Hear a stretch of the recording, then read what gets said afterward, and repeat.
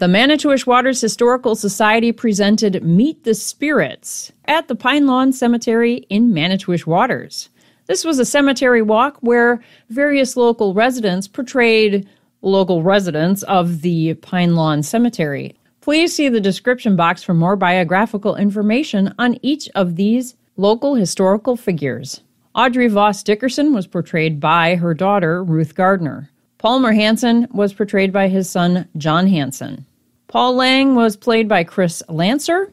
Joe Lavigne was played by Jimbo Kern.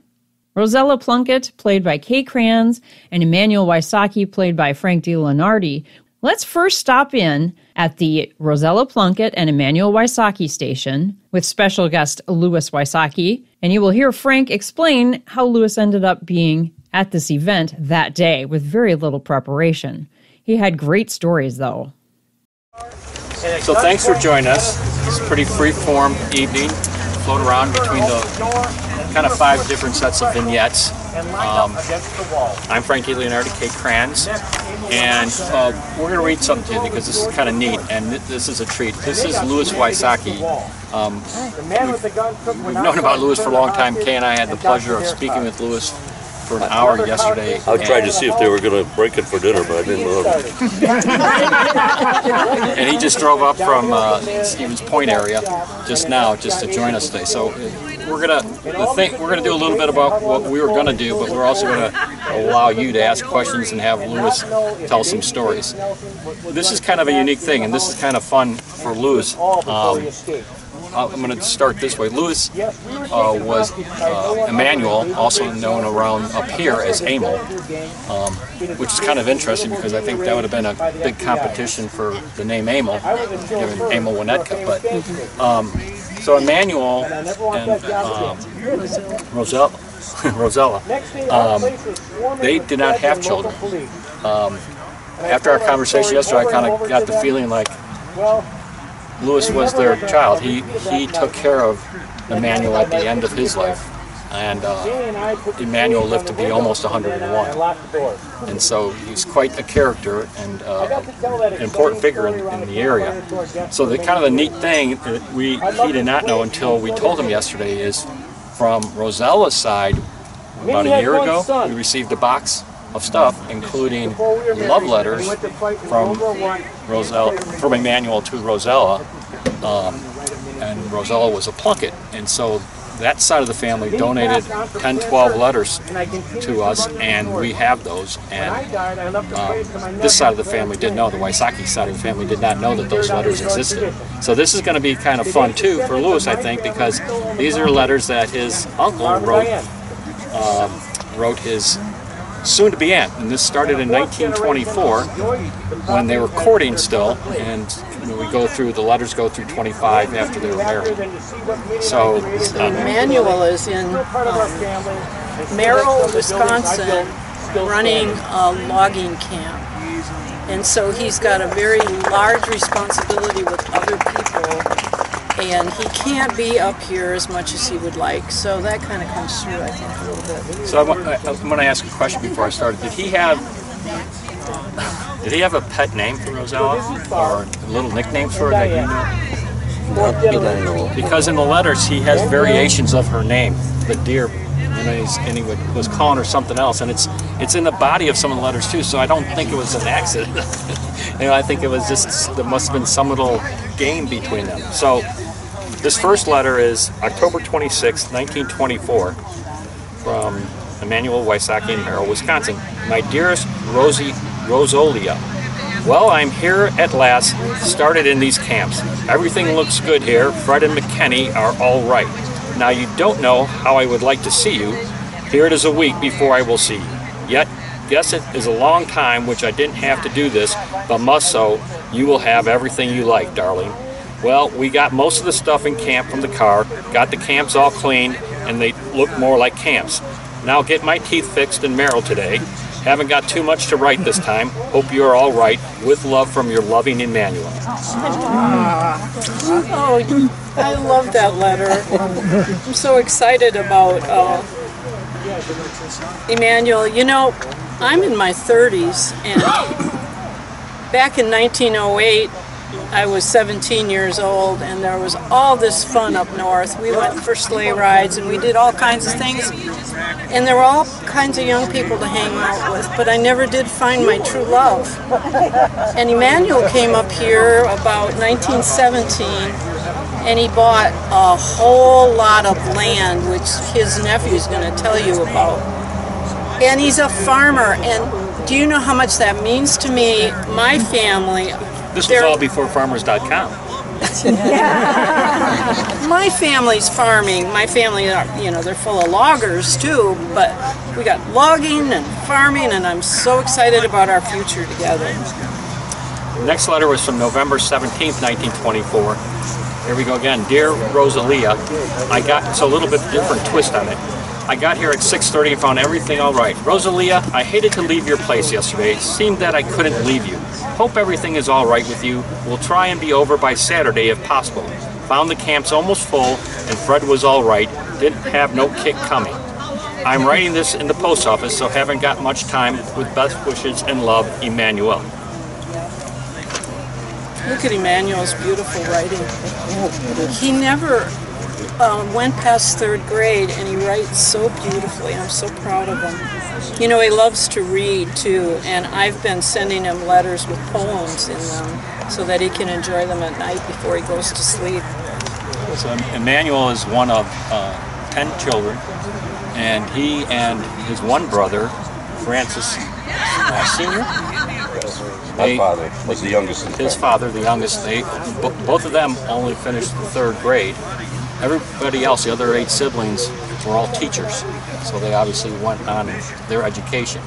You know, Emmanuel's been mentioning Francis in his letters as being part of the camp. Could have been. Yeah. Francis is mentioned several times in these letters. He was born in 1903. Okay, November 25th, 1924. So he's basically, picking up the writing almost weekly. Dear Rosella, I got your letter today and will write a few lines. I didn't come because I had too much to do here. Got 18 men and started skidding and decking logs and had to be here with the crew. Everything is going fine. Have 150,000 feet of logs on skids. Say, probably I will be over Sunday night and stay until Monday. So if you go to Ironwood, I suppose you will come on that evening train, and then possible I can see you. Just had a letter from Francis. He had good luck. He got a 250-pound buck. There you go. Father Jail got a nice buck. This is all with love, Emmanuel. And the train stopped to help pick him up and haul him. Stood by the train tracks, and the train would stop those days and pick you up and give you a ride along with the deer. Times have changed, haven't they? Yeah. But you're still hunting. You're personally still hunting? Yes. Good for you. I'm so sad he couldn't come to visit. But I still have my good friends, Beatrice Doriot and Nan Laporte, and we went to a dance the other night. Of course, I didn't dance with anybody, but I thought about Emmanuel. But we still are having a good time in the North Woods. I sure will be in Ironwood to meet him. So you noticed last time he was hunting with Father Jail. I'll read the next letter from December 5th, 1924. Dear Rosella, this is Friday morning, 5:30 o'clock, and I am going to Merrill, so have a chance to mail this letter. Sunday, I'm going to Wausau. Probably it won't be no use, but we'll go to church and we'll ask Father Woyak about what we are planning to do. How did you get home, all right? Dear, it didn't take me long to get here when I got started from Minocqua. I hope that we will have better luck after this. Say, dear Rosella, probably it would be better if you would ask Father Rice when you could find him home so you wouldn't have another trip for nothing. This is all. With love and best wishes, Emmanuel. So they were very involved with the Catholic Church, and that's a couple priests now he's already mentioned, and obviously the wedding's coming up, and so there's some allusion to the upcoming wedding. Emmanuel, I can't imagine how hard it is to get these priests nailed down to do our marriage up in the Northwoods. I'm very concerned about that. Then we have to get all these things together. We have to get our birth certificates. I'm really getting worried. I'm not even sure I have a birth certificate. And we have to have a health certificate. And then the priest has to give his blessing. Oh, I just worry. I know you worry, but I worry all the time. December 12th, 1924. Dear Rosella. Got Rosella. Seems like a long time when I heard from you. And you're getting serious. Yeah. I didn't go to Merrill for a whole week, was sick in bed with the flu. I'm all right now. Didn't think that I could get sick, but I did. Couldn't go to Wausau, didn't feel good Sunday. Everything is going fine so far. Haven't got much to say. Going to Merrill. Expect a letter from you. I must finish this now here in Merrill. Now, Rosella, don't worry so much. Hope everything will be all right. It is the same with me. I worry, can't help it. Francis is coming to work Sunday. I might go to church Sunday if I feel better. We have only 3 inches of snow here, so it don't bother much. With best wishes and love, Emmanuel. So he was a pretty healthy guy. I mean, I lived up to be almost 101. One of my favorite stories that Lewis told us yesterday was when Emmanuel was in his 20s at the church picnic, he knocked out 12 men. He was part of the reason why he moved. He was about 5'10", and he had short legs and a 52-inch chest. Oh. So I'm not sure the 5 guys or 12 guys weren't very smart. No, they weren't. So Lewis, you said that when the judge, they sued Emmanuel for this The fight. 12 sued Emmanuel, took him to court. And Emmanuel was a great storyteller. And he says, the judge was sitting up there and he looked and he says, he knocked out all 12 of you? That was a man. He was a great storyteller. I imagine the judge didn't punish him too severely. He probably thought the other guys were a bunch of wusses, right? Well, I don't know what the issue was, but there was a Catholic church was right in Ellis, a little town. That was full of settlement. And then there was a new priest there, and there was taverns there. And the men were going into the taverns, and the women were going to church. And so this new priest got it and moved it to Bologna, so they fought with axes and clubs.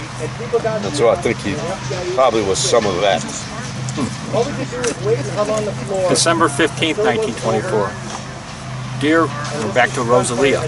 Received your letter Saturday. You say that there is 3 feet of snow. Here we got 4 inches only. Dear Rosella, I didn't write sooner because couldn't get the mail out and was sick, so you mustn't feel bad. I always will write if I get a chance to send a letter to you, darling. Haven't got much to write. Jack McKinney is going to Eagle River and home. I guess he is getting tired. Fred is all right.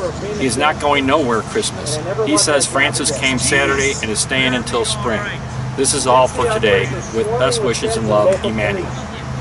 You know, how many days go by and we don't see each other? I'm so tired of this, but you know what? When we got that big snowstorm, the whole group of us young people were out on that sleigh again, and we went down to Manitowish, down to the Rest Lake Dam, and went out to the Reed house and had a great big party. I'm sorry, Emmanuel, you're stuck in that camp, but you could have had much more fun this weekend with me.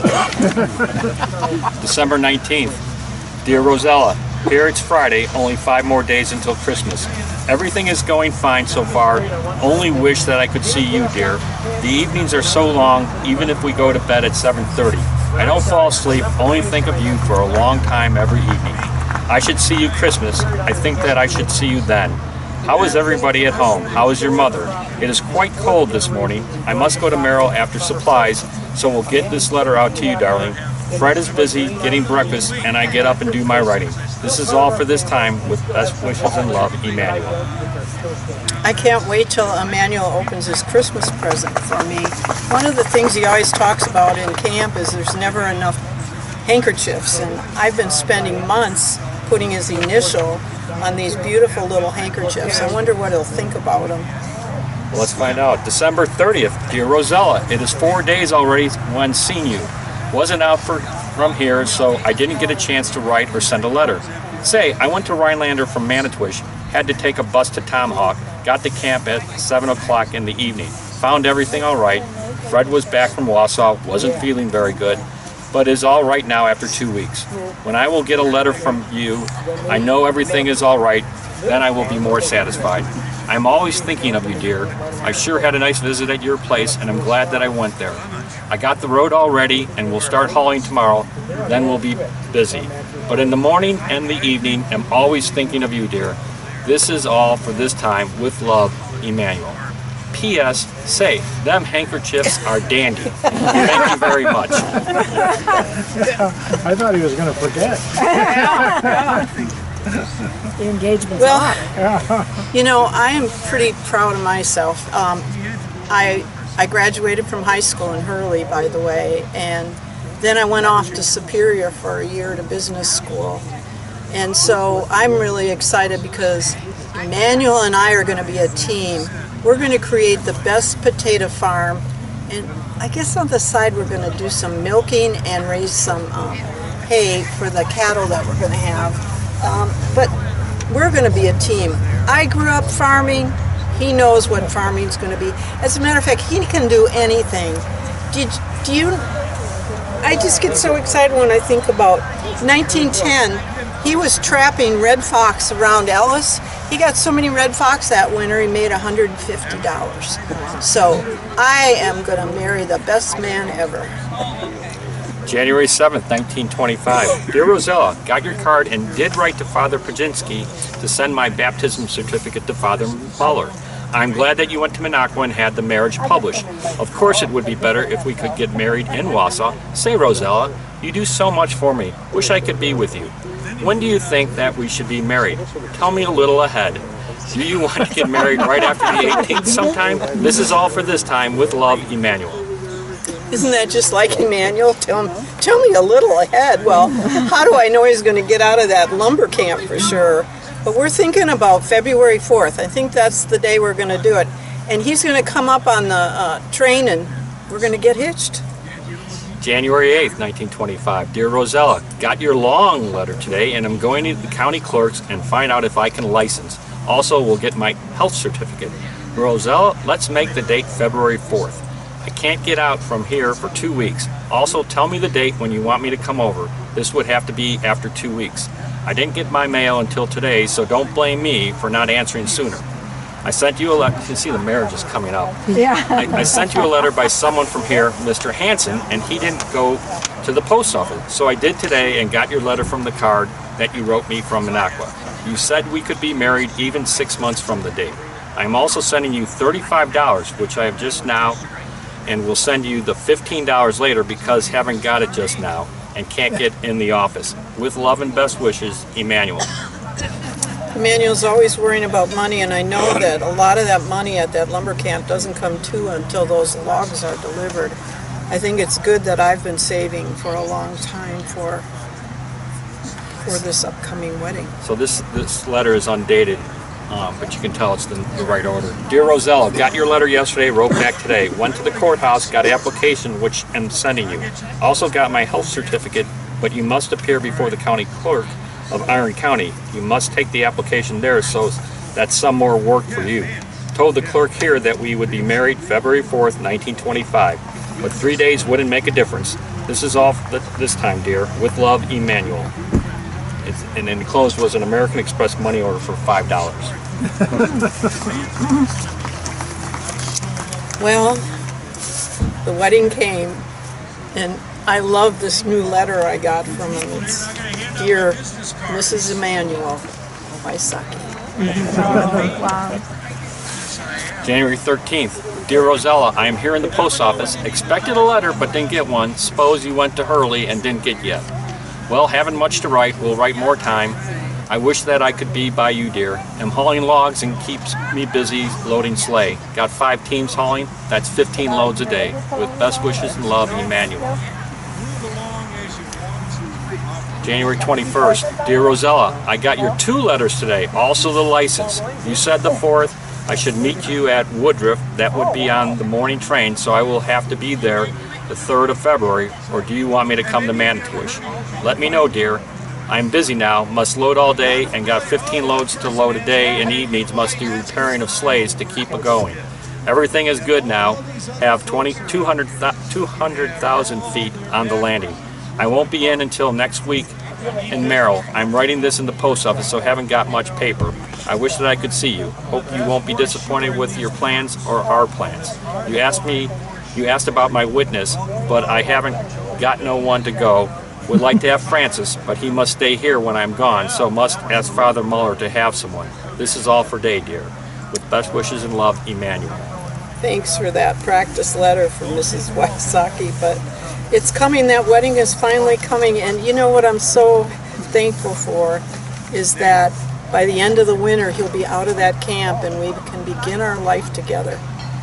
February 10th, E. Wysocki to Mrs. E. Wysocki. Dear Rosella, I got here at 7:30, found everything all right. The boys got along good, but I got back in time because they didn't know what to do. My road is good, needs some ice, so must haul water. Haven't got much time to write.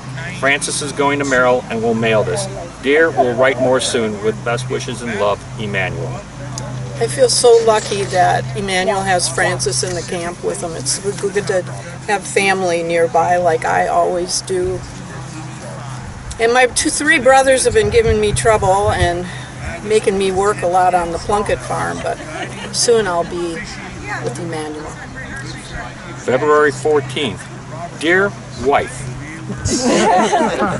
was busy here, had to work hard. Francis is going to Merrill, so we'll write a few lines. My road is better than before and can haul good loads now. Fred is all right. He believes that we are married only is after me because I didn't bring him a bottle. Jack McKinney said he had to go on a spree that he said and is going home. Probably you will see him. This is all because I am in a hurry to get this out. I can't wait till I can see you. Seems so long. With love from your husband, Emmanuel. It's not too long now before he's going to come home.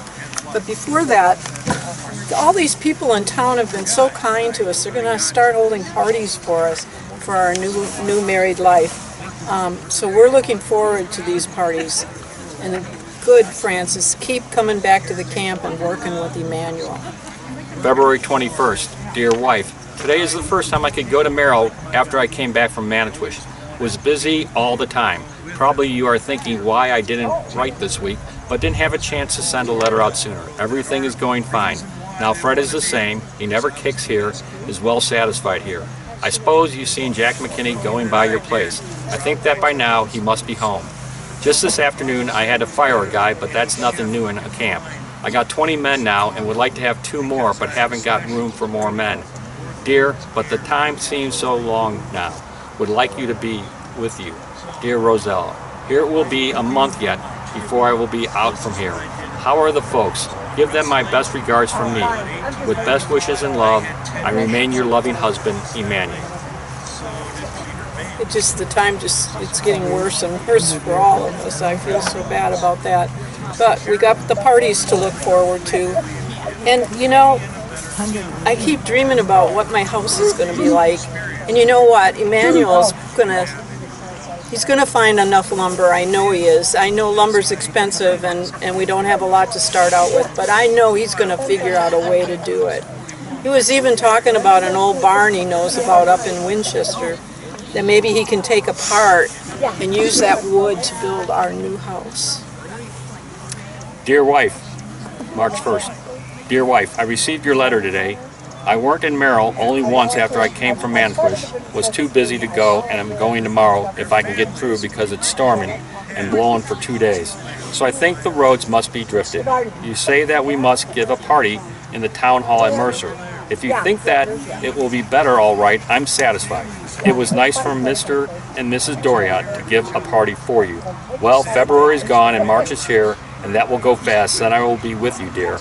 I like the work here, only miss you. Say, Rosella, Mrs. Hanson and Mr.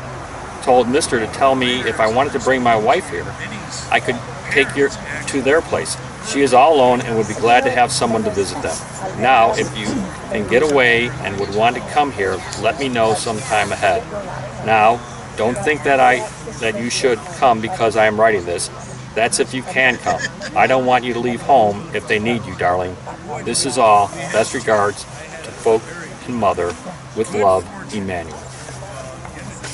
So now, Mr. Louis Wysocki, would you tell us about all that land that he bought, how much land he bought, and what happened to that eventually, and how that Catholic church got built up in Winchester?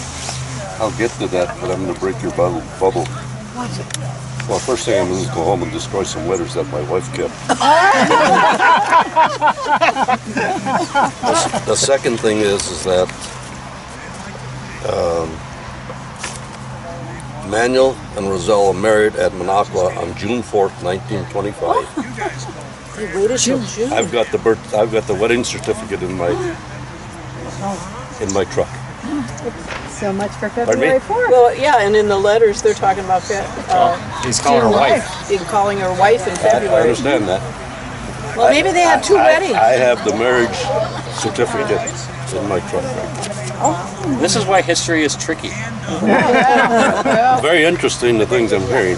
This Doriot you mentioned, there's a spot on the land that's in Manitowish Water, Township of Manitowish Water. It's called Doriot Homestead. That's way back towards Papoose Creek that surrounds that hunting property Emmanuel owns. Okay. So that.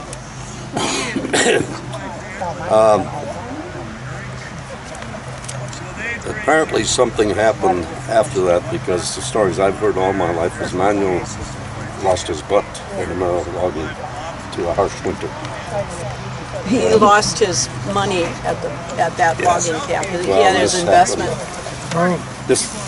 I spent 3 hours last night going through a box of stuff that I've got all the things that came out of Emmanuel and Rosella's homestead. I've got that in 3 different boxes. I've got them all sorted out. So I didn't read real deep in there. But apparently, it's interesting that the Father Gail was mentioned, because that relationship has gone on since then. It's still today, still holds. I use that. We got some people that want to sell some of it. Me and my 4 brothers own it, and your uncle, right? And now I gave mine to my kids, and my brother Francis gave it to his kids, and now it's going. Now we got some people who don't like to shell out to pay the taxes and these kinds of things, and the trouble in it, and that. So I talk all the time. I'm kind of the patriarch, you know. I'm the one that helped Manuel in his later life, but primary caregiver. How many 40s did you say originally that Emmanuel acquired? What I always heard was 33 40s, which comes up to 1,320 acres. And then what I discovered last night in looking at that is that he had a mortgage to the. Let's see if I can tell you a little bit.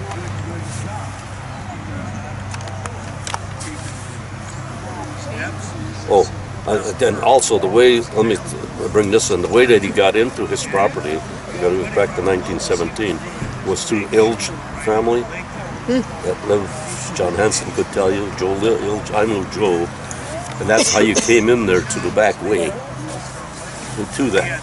And Billy, or William Plunkett, Rosella's brother, is buried in Eau Claire. And at that time, to get up here, you went to Eau Claire by train, and then it went to Manitowish, and I believe it was Rosella's sister-in-law lived right there, right where the train station was. There's a series of kind of houses on the right-hand side of the road as you go into there. So just that part. But a lot of what you're saying here is interesting to me and dovetails with some of the things that but something happened between February marriage and June 4th. Yep, they had to postpone it. Yes. And then in looking at it, he had a mortgage. Let's see, but I'll put these notes together.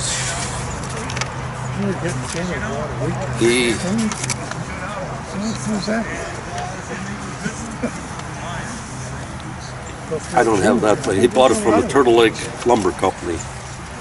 And he always was a town of Winchester man, even though he lived right on the line of Manitowish Waters and the south side of Manitowish Waters. Well, he was even town chairman of Winchester. He was 36 years he served the government. I can tell you a little bit about Emmanuel, just what his skills were. He possessed many skills. He had a photographic memory, a kind heart, and a great wit. He was good at telling stories. One of them was when he picked up 2 cub bears, and then he had them under in his coat. He was a great storyteller. He says, then Mother kept looking at me, so I gave her one.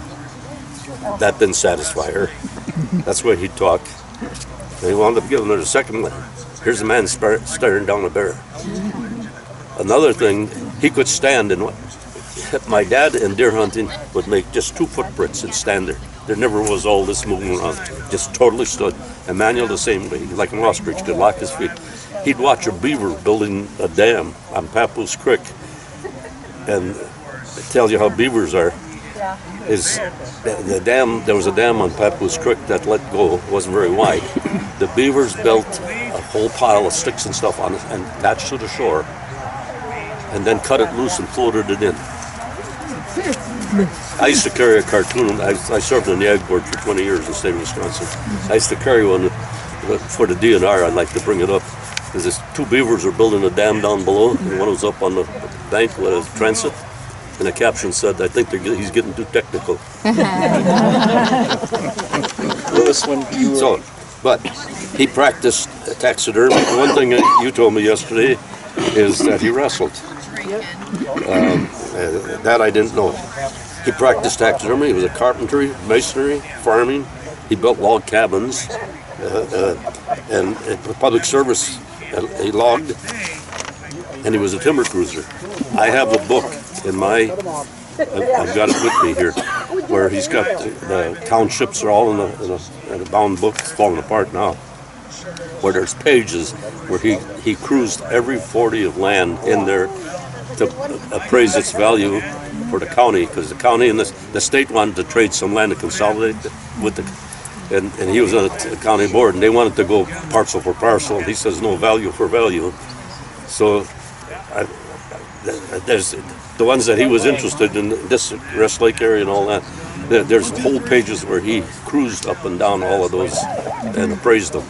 I liked how you told me yesterday about when the surveying used to blaze the tree, and he'd look at a tree that when it was blazed was a tiny little tree, but he could find that tree now that it had this big girth from years and years. I'll give you another one I mentioned a little bit.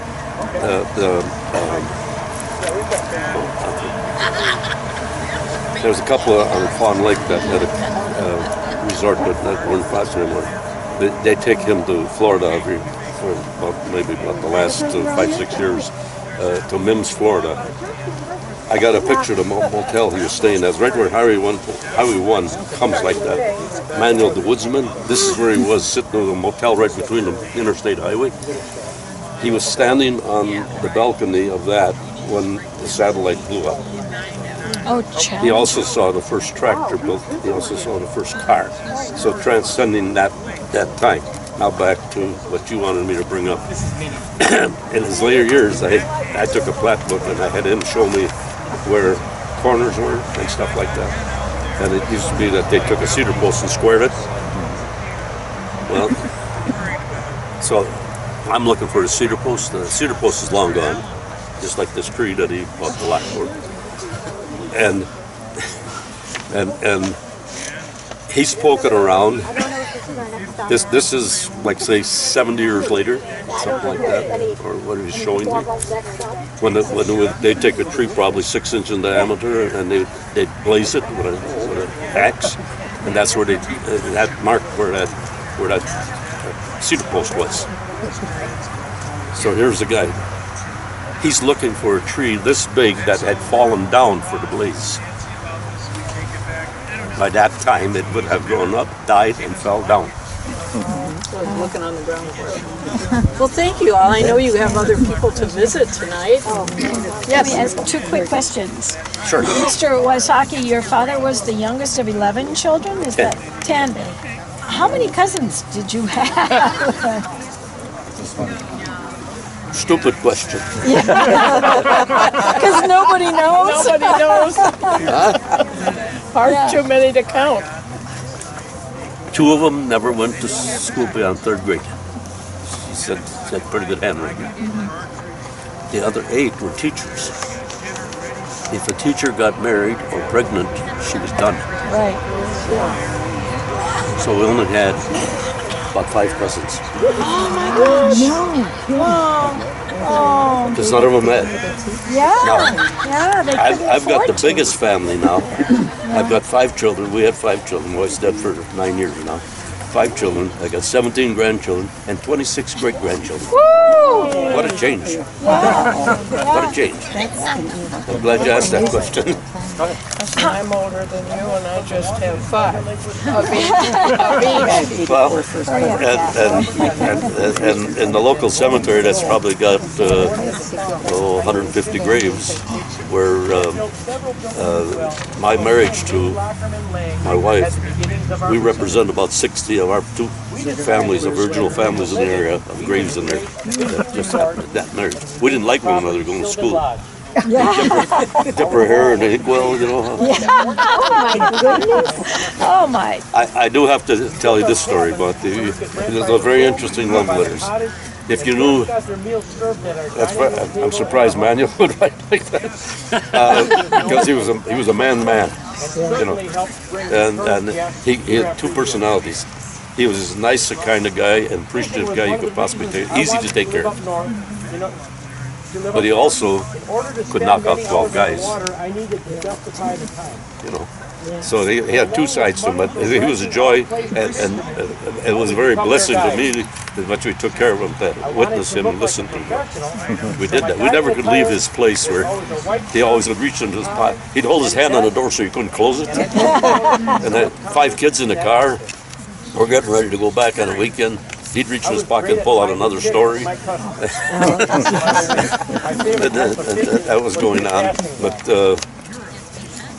at one time at deer camp, when he was up in age, I've got a picture of the last buck that he shot, where he had the flu, and we were going to make a drive, us 5 boys and whoever else was with us, and he wasn't going to go.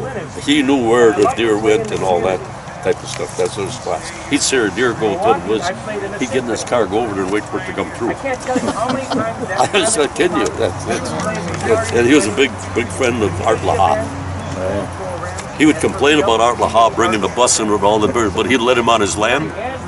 The people would come there and paint his barn. I've got a painting in there. If you've got any control of it, my wife wanted it the worst way. There's a painting hangs in Voss's lodge that my wife would like to have got of his barn. And I recognize Mrs. Voss. There was a lady, one of the nicest ladies you could ever meet. Well, this hunting camp, the hunting camp that was developed was some of the original land of Emmanuel, but the Gell Fuller families bought it, right? Well, yeah, let me get into that. From near as I can tell, Manuel had 1,320 acres that he bought it. He said from his place he could see West Lake. That's how clear this area is. It's just the cutover. So when we were hunting there, we were told to go stand where the old car body used to be. When we were told go, or we should go post where the old car body used to be, or some other place like that they knew because they saw the ground bare and all that.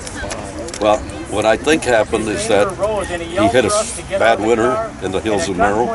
You know, ever go down Wolf 51? Yeah, not a very nice trip.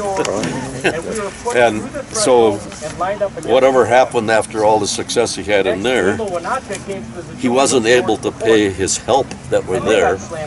When we were doing his last wishes and all that, for 2 years we were looking for people that worked for him then. He paid them the 50 cents a day that they owed him at that time. Wow. Big burden for you. Yeah, that was one thing. But we're looking for Plunkett family because he wanted to give half of what he to Rosella. We couldn't find one. I'm surprised that you got that because we had Plunkett. We went to Eau Claire. Bill Plunkett is buried in Eau Claire, so there's got to be connection there. And when she's talking about Winchester, she had to be coming from Eau Claire. That was how you got up here. So Matt Plunkett's wife was a sister of a man by the name of John Nutter's wife. Okay. And they had the box in Manitowish. So that's how we connected. I can't think of her name. She was a very nice lady too. That was Matt's wife. Then there was a. Well, there was a never repeated that night like that in my life. But I think it was him right now. Anyway, was a surveyor, or Matt was the surveyor. Matt was the surveyor. The other one was a taxidermist and all that. Anyway, I think what happened is that Manuel then had to, he had to sell back to the lumber company. He couldn't pay the mortgage. And I think, from what I can tell, and I didn't do a lot of research on it, and what you're saying here with the Gales in there, that makes brings a lot of things together, is that he had to turn that back, and he retained 640s, 320 acres, and that we had, and then we over the years have bought another 6 or so, bought 3 of them from the Ilge family. She played us against the Gale family and against the DNR. And finally, Paul Gale came to my house one day and he says, I don't want to. He looked at my house and when we were going, we were very poor. Now we were used trucks, and Paul Gale there was 5 boys in the Gale family. The brother of the Monsignor Gale, who served in our area. That's a connection there. Loved to hunt and all that. So whatever happened, Paul came and said, at that time when that happened, he says, after looking at your house, I don't want to get in a shooting match with you. So we made a deal, and we offered her this and DNR backed out because they're past their limit. So then we bought the 340s. Paul Gale took one, we took one that fit us, and one across the road with a guy that sells hay and stuff there across from the tavern there. Yeah. That was the other one, we passed that on. So I'm thinking that he let that go. Probably, I'm seeing the mortgage where he turned it back, where they bought it back from him. And so that probably was a legal way to handle it, and then Gale's bought it because you're saying his father Gale was up there and that. My dad used to get people in Manuel had and brought them up for a camp. Have you ever gone past a farm and seen that? The Wysocki farm is on W. Yeah. On W? Yeah. That little log cabin that's on what was his potato warehouse? Mm-hmm. We opened up the wall and we made that. That building was only probably about 10 feet wide and maybe about 12 feet long. We use it as a kitchen now. 17 priests slept in there with a stove in the room. Paul Gale says when one turned over, we all had to turn over. One other story is that so Emmanuel's character, and the end of what you're talking here, is that when he got stuck, he had a 48 Ford that they were so light, and he'd go from high to low, from low to high, and he says, I should get more money for this, because second gear is like new. So he's saying. But anyway, he got stuck back about a mile away to the west side of Highway W. I was the first guy into camp in the evening, and she says, Manuel wasn't there, Emil wasn't there yet. So I started getting the tractor ready so we could go and put it out. In the meantime, before everybody else we got going, he comes walking out. He went through the tall timber. He knew where to come. He walked in. A couple days later, well, things are winding down the camp, and they're up in age. You talk about love, you talk about that. She didn't dress like Rosella. Rosella would wear his old underwear with it showing underneath her. And before you left her house, she'd find out everything she wanted to know from you. They were very intelligent. Anyway, here she's sitting with her arm hanging around his shoulder. And she says, Emil, you could have died out there. He looked her straight in the eye and says, can you think of a better place? End the story. That was it. That's good. Thank you, guys. Thank you. John Hanson is portraying Palmer Hanson, his father. Just so you as the viewer don't get confused, however, John does start referring to himself partway through as himself and his dad as Palmer. It would be hard not to if you were him, so we'll forgive him. Okay, so anyway, my name is Palmer Clarence Hanson. I was born March 15th, 1895 in the town of Newholt, which is in Portage County, and it's about 20 miles east of Stevens Point, near Amherst Junction. And actually, My parents came over from Norway, probably in the late 1880s. My father's name was Peter. It's P-E-D-E-R, not T. And my mother's name was Corinne. And they settled in the town of New Hope. And I had a sister and 4 brothers. So my sister Clara was the oldest in the family, and my brother Yelmer, then me, and then a brother Bill William, and a brother Walter, and a brother Arnold. That was the 6. So growing up there on the farm, I did farm work, and then attended a one-room school just down the road from where I was living, and also started doing some handy carpeting and carpentering and stuff like that around the area. So at one point in time, probably when I was in my late teens, I somehow or another got hooked up with a bunch of guys that were building barns out in North Dakota. Word came back to Amherst that I had fallen off a barn and gotten killed. So when I got home, I was able to read the article about my death. I survived that. So then I joined the Navy in 1918, and I was in for a couple of years. And I was a carpenter's mate in the Navy, and did go on a ship. It was a troop transport ship. Went to Paris and then got to London, and I was in Calais, France at that time too. Got out of the Navy, and then I moved to Warsaw and did some of the same kind of work there. And then one of my siblings told me that he also worked in a bank in Warsaw. But anyway, that's where he met my mother, Mildred, or I met Mildred. And we got married in 1924. And somehow or another, and Ruthie and I haven't been able to figure it out, but her grandfather, Henry, must have been in Wausau and met Dad. And he agreed to have Dad build the lodge, which he did, the Birchwood Lodge. One other quick story. So, carpenter's made, and he built some wooden chests. And when we moved into the house where I grew up, I found these 2 wooden chests downstairs. Open, and the downstairs was a disaster. And I opened these wooden chests up, and everything in it was perfect. Letters, postcards, pictures, everything was perfect. So my sister and I are going through this, and we find a couple of letters from Mildred from New York. And I'm thinking, when the hell was Mildred with her mom in New York? Well, we're looking at it, and so he got these letters when he was in the Navy in 1918. Mom was 13 years old at the time, so obviously they weren't letters from him. So anyway, these letters were kind of just like a big sister-brother thing, and they were interesting to read. But then we found a couple of letters from Flossie. Flossie lived in Canada. She had the hots for him, so I don't know what happened there. But anyway, they got married, and then they moved up here in the winter of 24 and 25 to build the lodge at Voss's. And then Dad bought 100 feet of property from Henry across the bay from the lodge for $5 a foot, $500. And then they built a cottage there, and they lived in that for like 3 seasons, then we go back to Rosella. But by 1930, they moved up here permanently.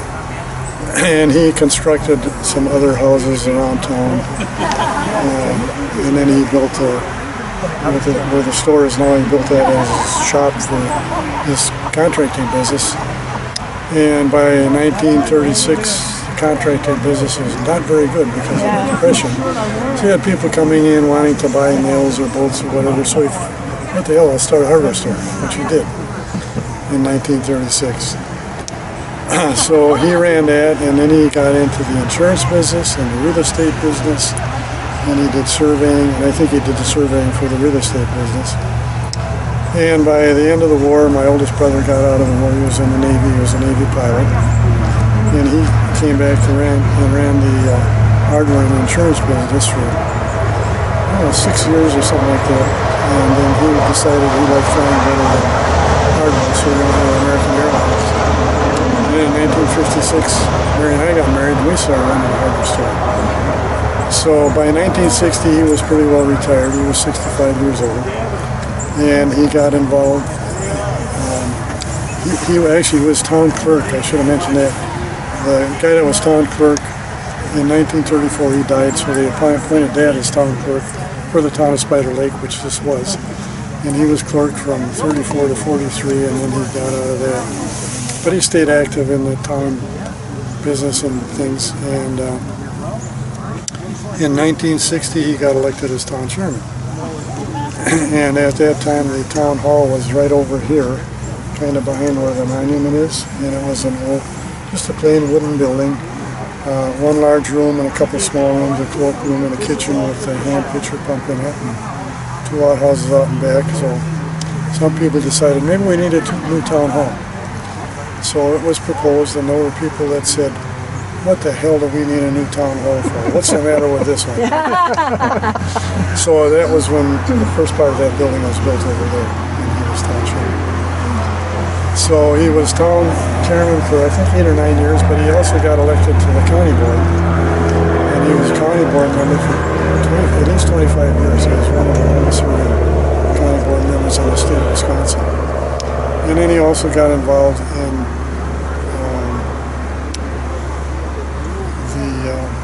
he was a member of the American Legion Post, Mercer and Manitowish Waters, member of that.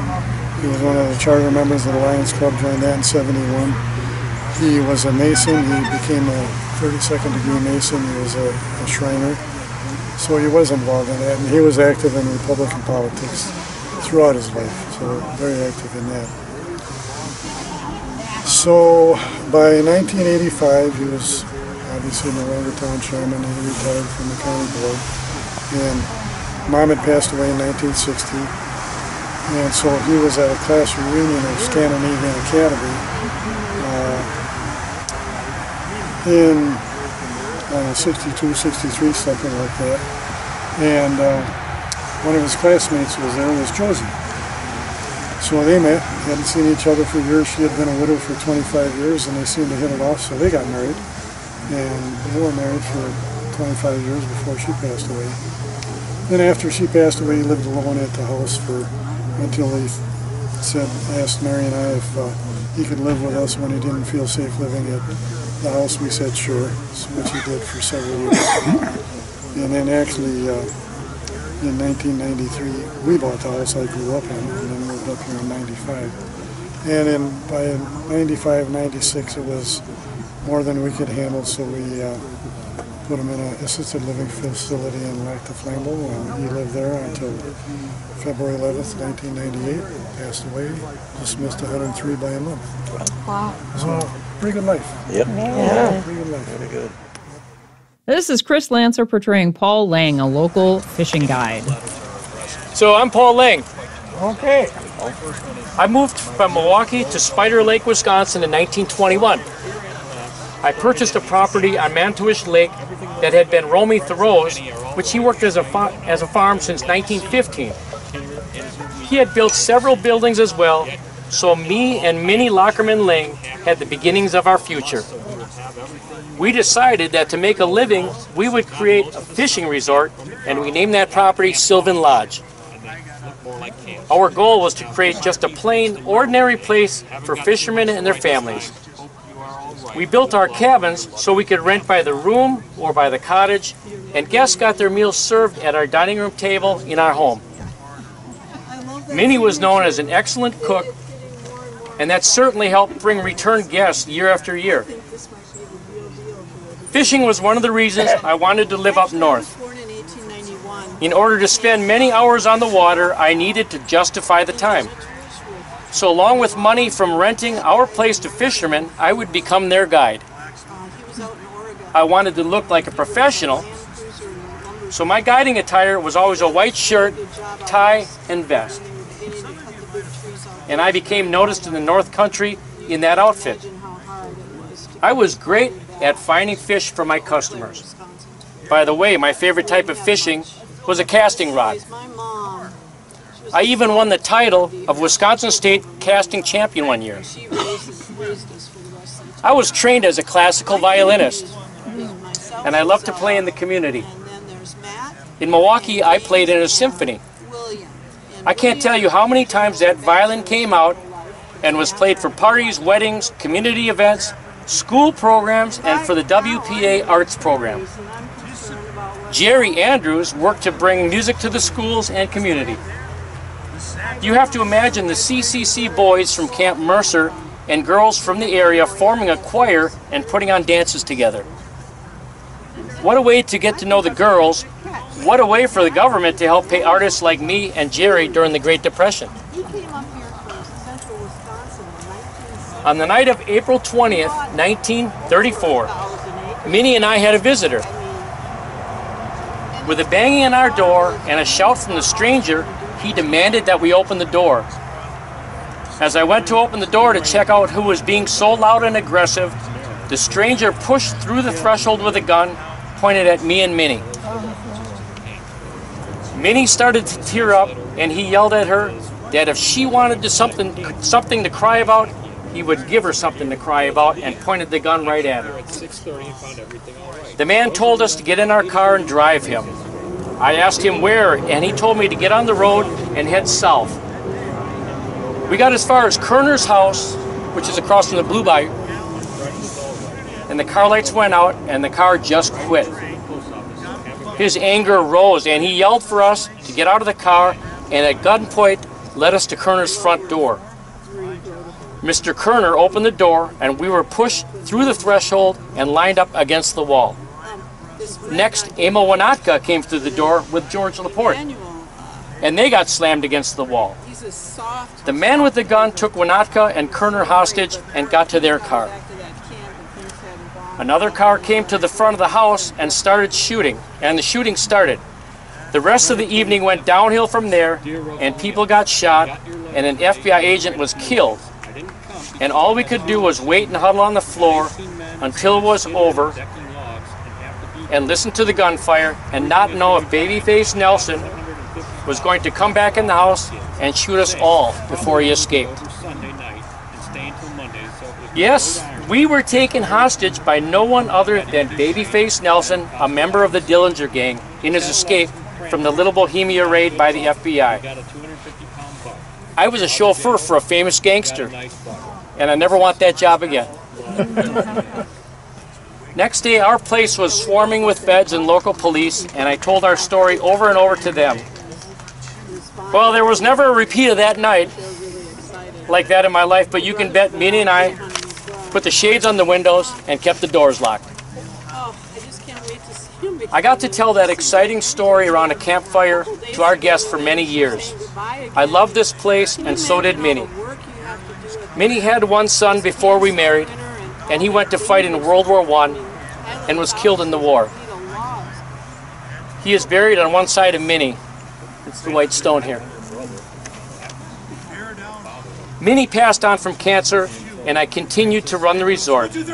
When I died, I left the place to my nephew Clarence Lange, who carried on the resort tradition.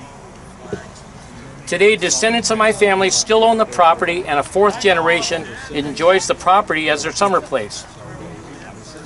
A man couldn't be happier than to see what Minnie and I created on Manitowish Lake, still part of our family, and still have some of the buildings that I built, which are still standing.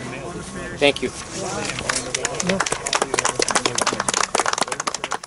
We catch up with Jimbo Kern just beginning his presentation as Joe Lavigne, a local blacksmith and fishing guide and hunting guide and resort owner, etc.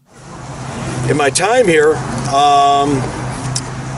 I'll have a kind of two parts to my life. One part would be me as a younger man, but I'm not that young, for instance. I was born in 1861, so it's 1885, I'm getting older. And then in 1902, I get married, but I'm 41 years old, and then I start my family. My marriage certificate is right over there. And I married Minnie Peterson, and Minnie hailed from Hurley, and we were blessed with 3 children, Wallace, Helen, and Louise. I'm proud to share that my homestead has been divided into 3 plots, and the families that came from Wallace, Helen, and Louise still come to the property and enjoy Alder Lake today.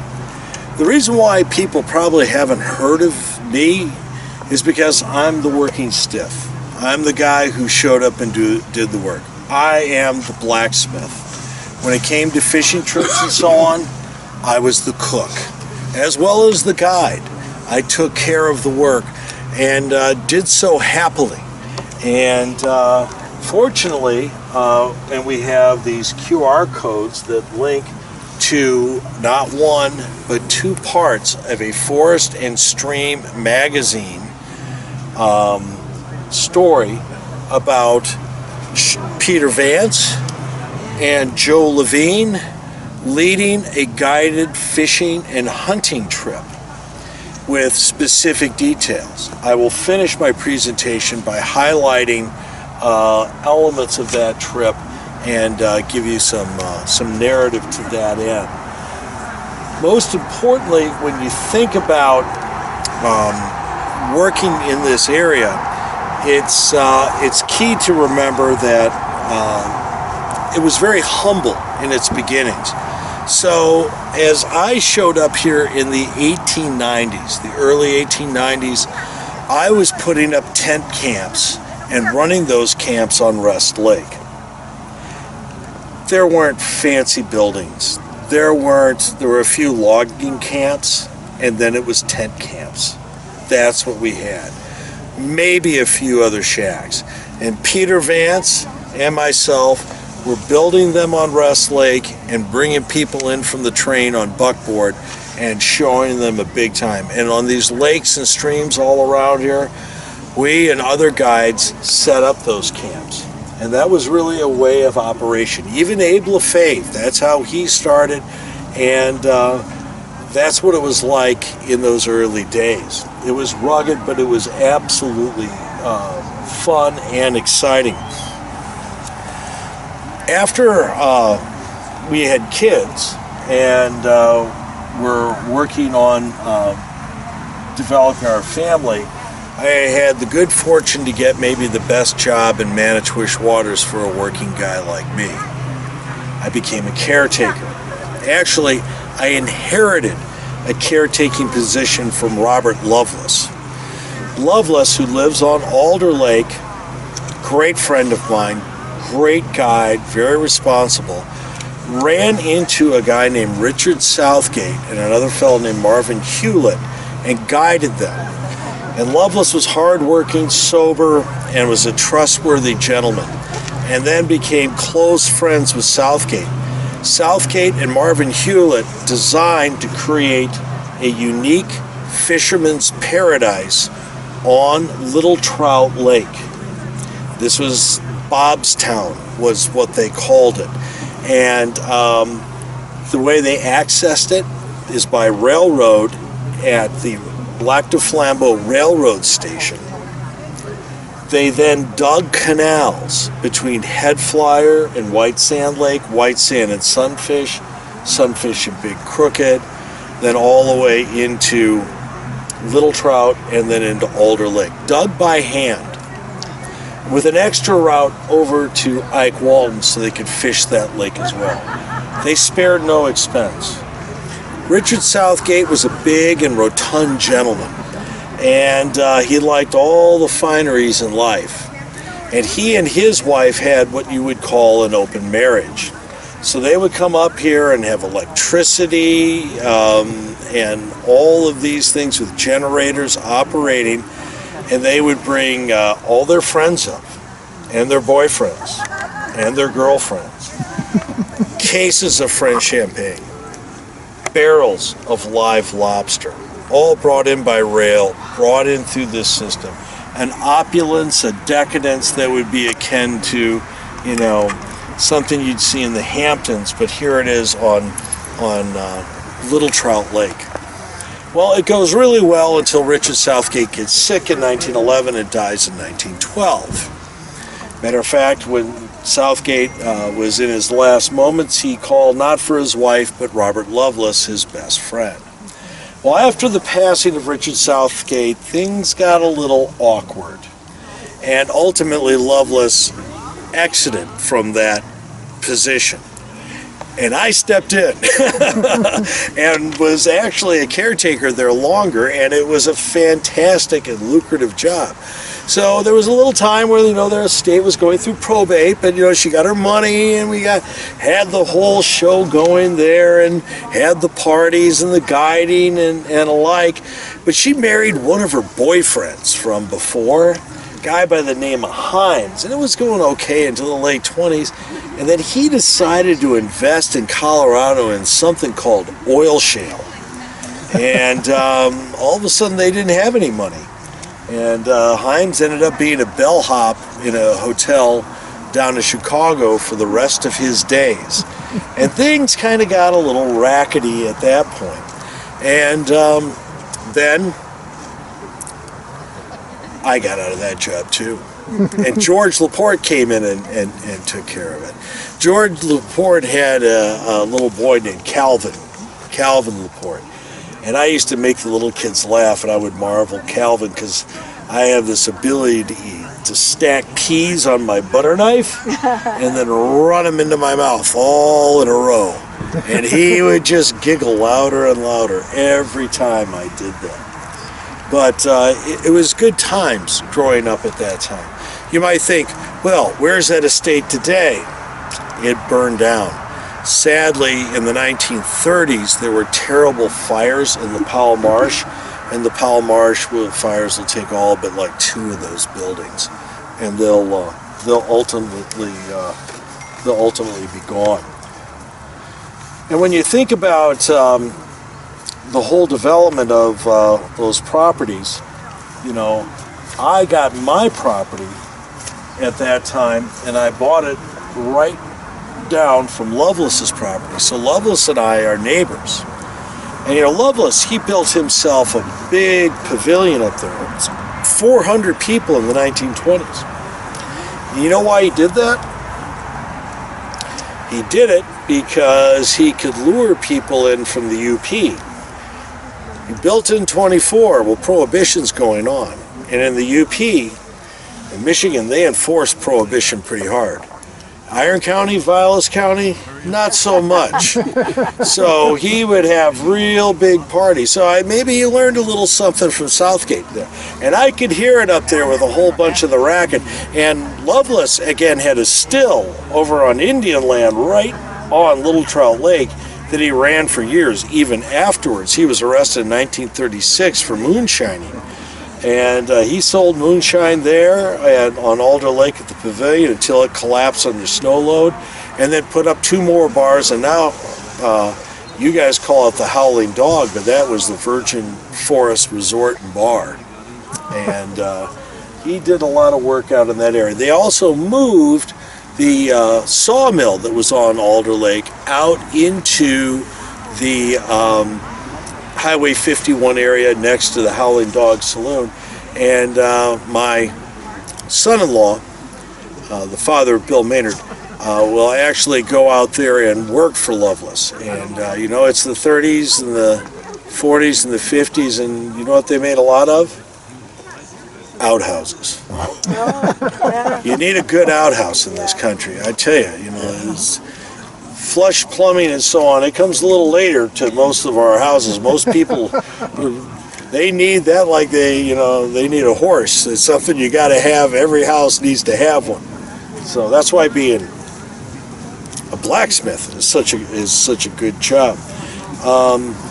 But at the same time, I was involved also with that crazy weekend in 1934 in April. You've heard of the John Dillinger fellow? He was up there, and I met him once. I filled up his car with gas, and he looked at me and he called me Slim. And I've put on a few pounds since I'm not rowing my boat as much anymore. I've got one of those Alto engines. You pour gasoline in the top of it. It's sparky, it bites you like a mink, but I'll tell you, you don't have to row, and it pushes you right across the lake. It is a dream to a guide, a fellow like myself. So I've put on a few pounds as a result. And of course, this Dillinger fellow, he had to tell me about it. But you know what? I hear all this talk about Dillinger's fortune, Dillinger's money, Dillinger's loot. I saw it. I wasn't at the shootout, but I came up the next morning. It was right there in satchels. Now where it went after that, not many people had access to it, but I'll swear it was there. What I'd like to do next is to take a little bit of time to think about this unique story that we have. A story that comes from Forest and Stream magazine.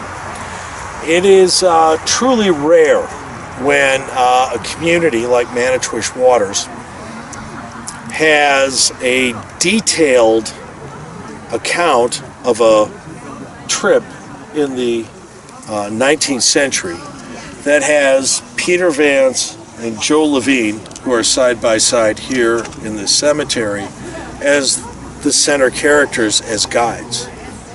So I'm going to give some highlights to you on this, but I think that you should take the time to go to these, use those QR codes, or go to the Manitowish Waters Historical Society YouTube channel or webpage and give them a listen.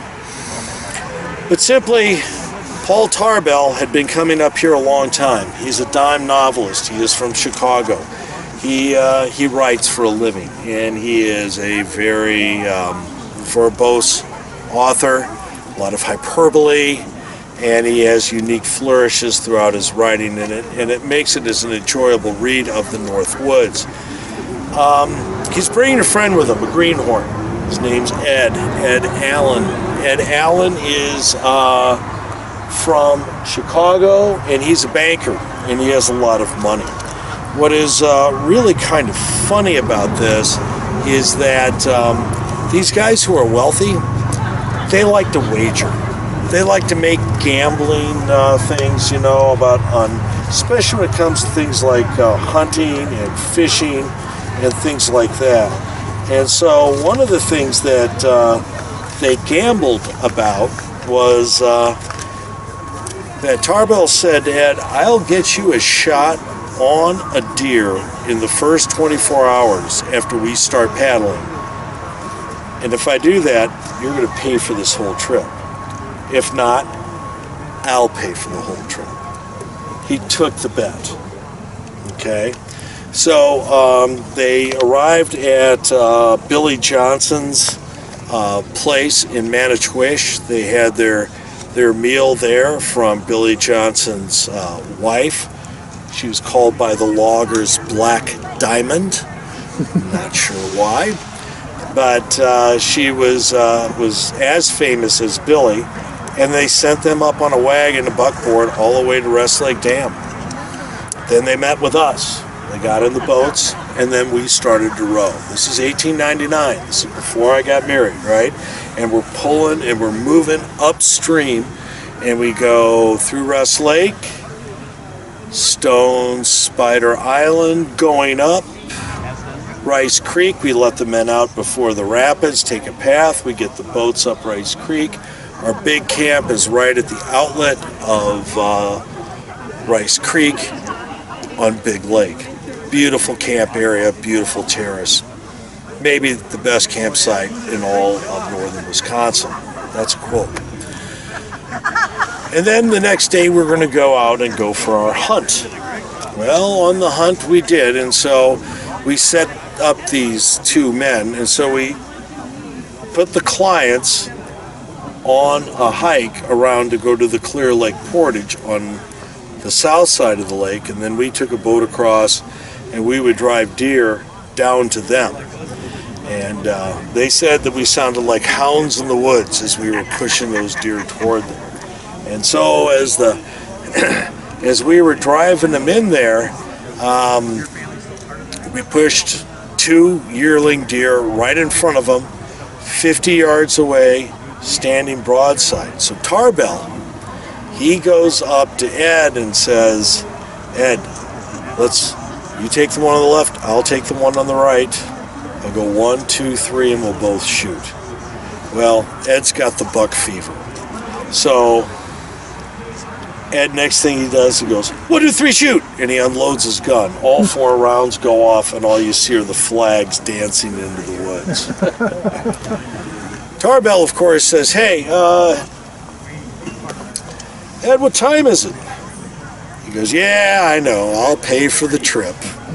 So the wager has been secured early on. And then they went out and visited the Devine family for a while. Had no luck, and they were going to go fish for the bulldogs of the lake, they said, muskies. They caught 3 muskies they kept, some black bass. I cooked them up. You know, I'm the camp cook. They said, and it is cited in there, that I'm better than the best chef in Chicago because I have the secret ingredient of the forests and the lakes and the Northwoods air that's with the food that I serve every day. So the next morning we get up and we walk out to Papoose Lake, no deer. We shoot a string of 12 partridge and we fry those up and do a little bit of fishing. Then a big move is decided. We're going to try to go to a camp that's distant, but Peter Vance is sure it's going to be loaded with deer and bear. So down Rice Creek we go, rowing the whole way. Up the Manitowish River we go, almost to the dam, then we cut to the left. Then 4 miles to the west, we find the camp. We haul everything in there and it looks good. All of the different sign is looking excellent. So as we start to come into camp, we found out that we forgot our tobacco. We left it in the boat. So Pete and I told the guys after the meal, we're going to go back to the canoes, or the rowboats, and we're going to get our tobacco because we're not going to go to sleep without a pipe. So 4 miles off we go, zip. On the way back, we're almost there and we're enjoying our pipe in the woods and we're walking at night and it's, you know, getting like to 2 o'clock in the morning because guides, we get maybe 3-4 hours of sleep when we guide. Wham! There's this huge gunfire back at the camp. Well, we light out and we get there. And little did we know, there was some shenanigans going on back at camp. What happened is, with the camp being remote for a while and all that cooking, we were attracting some animals. And Tarbell was asleep, so was Ed. And then Tarbell woke up and he looked through a window that had no glass in it by the door, and he saw a wildcat looking in, sniffing around. And then he kind of looked at Ed and said, Ed, take a look. And he goes, the devil's here, he's going to eat your liver. And Ed is, you know, the greenhorn, and he's frightened, and, you know, Tarbell pulls his gun, covers the wildcat, fires it, that's the discharge. And then the guides come running in, and they go, what's up, what's up, what's up? I shot a wildcat. He goes, it was huge, and so on. And they found it deader than a doornail. It was a huge, huge bobcat. It was not a lynx, and there were lynx in the area at the time. Then they went to sleep that night, and then woke up the next morning, and then we went out. And I had Ed again, and we know his greenhorn tendencies, but if I want to get my tip, not just my fee, I got to get this guy an animal that he can be proud of. So we go out and we fell asleep for a while, and the deer were right around us, and then we spooked them. And then a bunch of does, some of the biggest does I ever saw, were in front of us, but Ed was too noisy raising his gun. But guess what followed those 2 does just a moment later? Mr. Buck. An 8-pointer, 3.5 years old, dressed out at 187 pounds. And I told Ed, there he is, at its flank, you know, hit him to just behind the shoulder. And Ed took aim, and he shot. And the deer jumped 30 feet in the air. And when it landed, I took a shot. Right through the lights it went. And then Ed unloaded his gun like he did before. But the deer was down, Ed thought he shot it, and I was happy as the guide because he's got a deer. And all we were proud because you know that Peter Vance, he ain't too happy playing second fiddle to everyone. He thinks he's so smart all the time. So we went back to camp and we were telling our stories and we were frying up venison, and Pete, he decided that he was going to get up and leave. Grabbed himself a grain sack on the way out, and he made his way out into the woods. Well, what he did is he went to the gut pile and collected the pots from the gut pile. He walked 3/4 of a mile toward the river and started stringing that out because he's baiting for bear in the morning. So he wakes up Mr. Tarbell early, and they get out and they spend a full day. And it takes them all the way until dusk, but they shoot a bruin, a giant bear that was in those pots, and they had to track him at an enormously far distance after they shot him, even though it was right through the lungs. And it took them until dark to skin it and pack the meat out and get it into the canoes. And when they brought it back into camp, you know, there I was cooking, because I'm the cook, right? And I got the partridge sizzling right in the grill for them all. And he comes up to me and dumps in my lap all sorts of bear steaks and says, "I got breakfast covered." And I said, "Geez, it's bear meat for sure." And that's when the story ends. But it's a great story. It involves your lake. It involves your lake. Yeah. It involves this whole area, and it's inclusive, and it's absolutely authentic, and it has these two guys who are next to each other here. It's truly remarkable.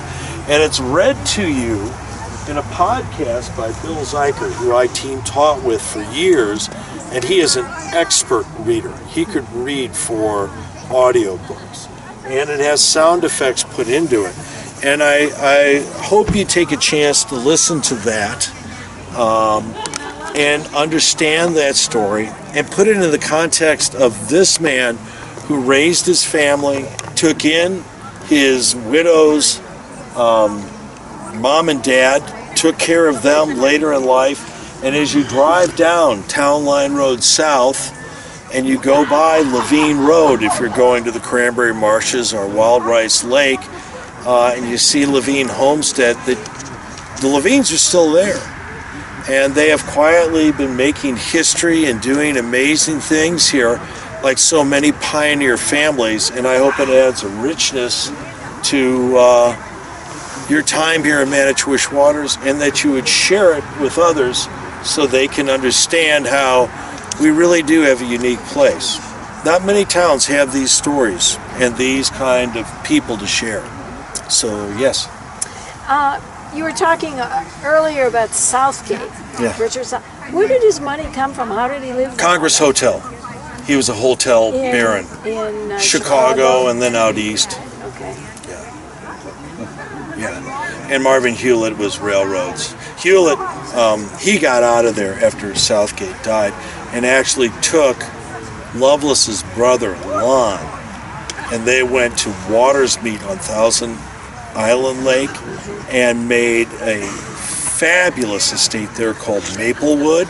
It was featured in 1918. I mean, Theodore Roosevelt's son was there in the picture and so on. And they have all the finery. And the word is that Maplewood was like a shack compared to what was out on Little Trout Lake. And then he connected to all of those areas with railroads, and he fitted their Model Ts and Model As with racks for canoes, and then they put railroad wheels on that, and they drove their boats that way rather than a canal.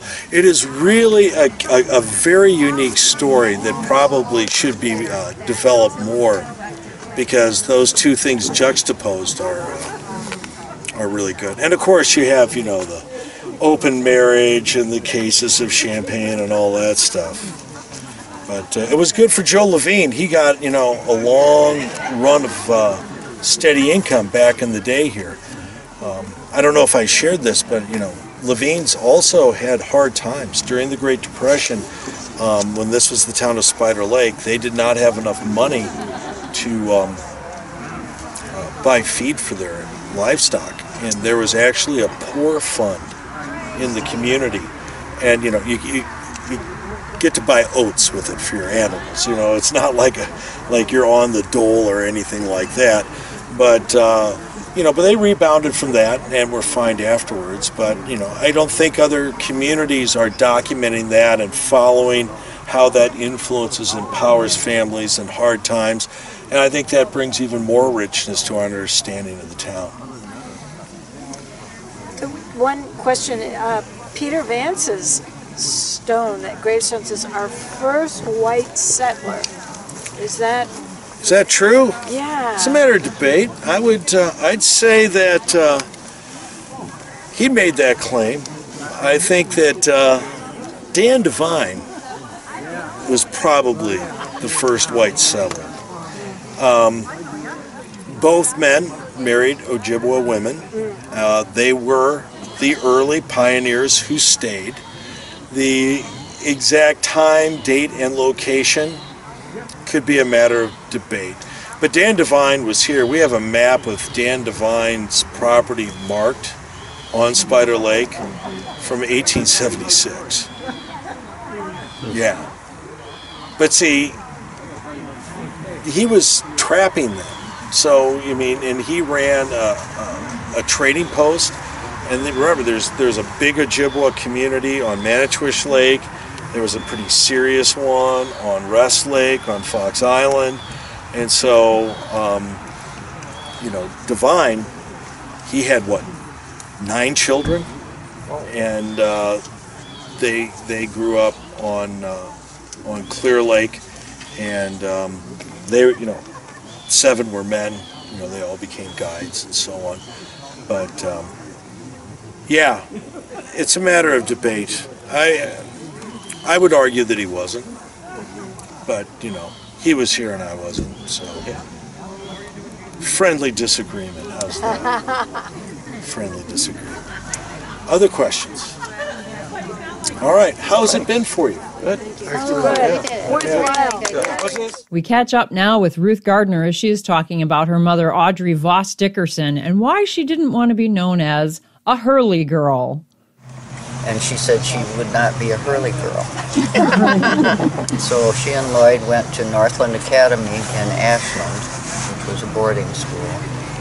And she finished out her high school at Bayview High School in Milwaukee because they had a great art department. Oh, yeah. Meanwhile, she always came back to the resort in the summer to help her parents.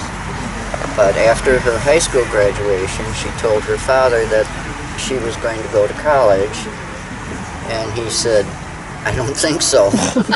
Women don't go to college," in 1920-something. And she said, "Well, watch me." And she put herself through college at the University in Madison as an art major. And that's where she met John Robert Dickerson. He was a law student. After he finished law school there, he went to Princeton, and then he came back to, he was the city attorney in Merrill, Wisconsin. And my grandmother, Ruth, told my mother, she said, "You have to come back. We need you here. You can't be all over the country. You got to come back and work." So she and Bob moved back here, and Bob continued his legal career as district attorney in Vilas County, and eventually became a judge, county judge. And Audrey ran the resort with her family. In 1958, Henry and Ruth were killed in a Greyhound bus accident in Florida, and that kind of changed everything. Audrey's brother, Lloyd, and his wife, Carol, ran the building that's on the road now, the old coffee shop building. It had beautiful mahogany bar, it was a dance hall, luncheon rooms, soda fountain, minnows, garage, gas station, a little bit of everything. And Audrey took over the running of the resort with the dining room. It was a American plan, so it was breakfast, lunch, and dinner when she took over. And eventually, in 1961, she bought Lloyd out because he had other enterprises. What's now Greer's Pier was Voss's Chain of Lakes Marina. And with those wonderful, nice condominiums are next to Greer's Pier. That was my grandmother's house. And that was also rented as a guest house. In 1975, my sister Tracy died from extreme diabetes, which left me, and I was living in Florida, so I immediately came back and stayed with them. My mother was Audrey was very involved with school. It was just a small two-room school, but it was very active with things. People who didn't even have kids would come to all the programs, and we had Christmas programs and all sorts of things, and big skating parties. That's a little two-room school. It's a little past Little Bohemia, still there on the left-hand side. We'd have skating parties at night. You didn't need insurance or anything like that, you know. There was a little warming shed, and people would bring popcorn and cocoa, and it was grand. It was just grand. In fact, when I moved back here, I wanted my son to go to that school, and they had built that brand new thing, which is fabulous, but it is, here's one of my people that went to school with. Well, I didn't really go with you, but you're a little bit older. Yeah. You're older than I am. Yeah. But the whole rest of your family. And the funny thing is most of us still keep in touch. Kids that went to school there. Great school. But anyway, she was very active in whatever went on at the school. A lot of programs and things, making costumes. And I gave a talk once, and I brought my angel costume, which was about that big, and I said, I used to be this big. That's the way parents did it back then, you know. And, they had so many activities, fundraising activities, and the PTA made too much money, and the state came in and said, you're making too much money for a PTA, you can't do that, so they had to cut down. But they did fabulous things. They had smelt fries and pancake suppers and everything. It was just, the school was basically kind of the hub of the town. It was very active. And Bobby DeLavi went through all 8 grades as the only student in his class. Oh my goodness. And then Al Scholl and Tommy Folsom, they were the only 2 in their class. I had 6. I was big. And Jerry's brother. I had 5. You had 5? No, that's good. Oh, great times. She also was very involved, tell me if I've said this, in the Chamber of Commerce. As a young kid, I can remember all the businesses worked together to promote the town in whatever way they could, and it was all voluntary.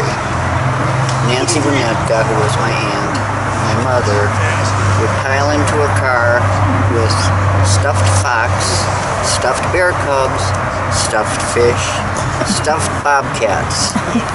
And if there was any room left over, my sister and I could go with them to Chicago to the sports, the big sports shows.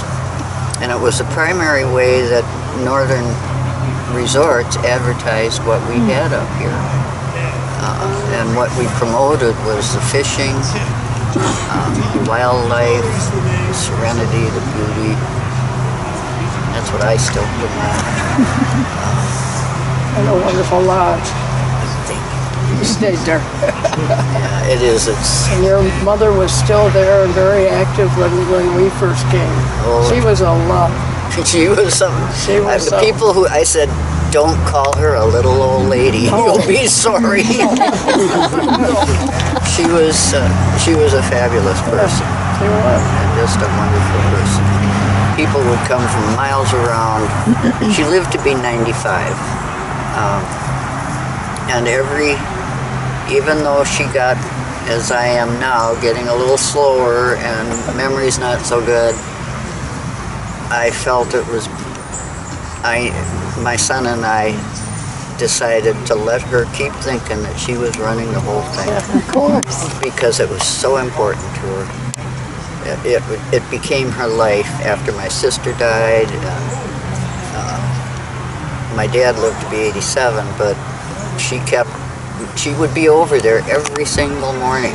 We finally had to take the car away from her because I'd say, Mom, be real careful on that corner because there's a lot of traffic going by there. It's okay, I drive on the gravel. We finally took the car away from her, and then she said she was going to use my dad's golf cart. And I just had this visual of her going off into the sunset over the lake. You know?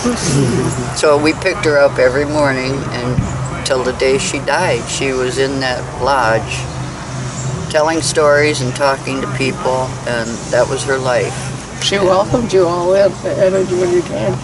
Sometimes, but she also could be, you didn't have a reservation. And people go, no. She could make you feel, not quite so. But, which reminds me, she met a lot of famous people, many who came up to the resort. Presidents, politicians, governors, movie stars, the old-fashioned Alfred Lunt and Lynn Fontaine. Does anybody even know who that is? I saw them on the stage in New York, and we went to 10 Chimneys. I got to take a coffee cake over to her and sing, "If I know you was coming, I have." And I still can see her there. And he would be out in the lake in a rowboat, and we had a big St. Bernard dog, and he would be delivering this wonderful soliloquy to my St. Bernard. But anyway, so she wasn't too impressed with, I think after the life she lived, growing up and working hard the way she did to achieve what she became, you're just the same as I am. You put your pants on the same way I do. She wasn't too impressed, but I came in one night and she was behind the counter and she was just berating this poor man. He had a Cubs hat on and khaki pants, and she said, "You cannot come in my dining room, you look like a bum." Oh. She was, for a long time, Voss's had a standard of dress, and she even kept ties and suit coats in the back office in case you didn't have one. You were foolish enough to come in without one. But I looked at this man and I said, "Mom, let him in. It's Bill Murray." She looked at me, Bill Murray. She looked at me and she looked at him. She said, "Who the hell's Bill Murray?" She was like that with Prince Albert of Monaco. Came in. She could have cared less about him. She wanted to talk about Grace Kelly. So, I mean, she was an amazing person, and kept that strength of will right up to the end, as many in the generation did. Great generation. Jerry's mother and Carolyn's mother was one of that generation, and she was one of my dearest friends. A very strong woman. Very strong. They had to be up here. You couldn't be no weak sissy up here. You'd never make it. Right.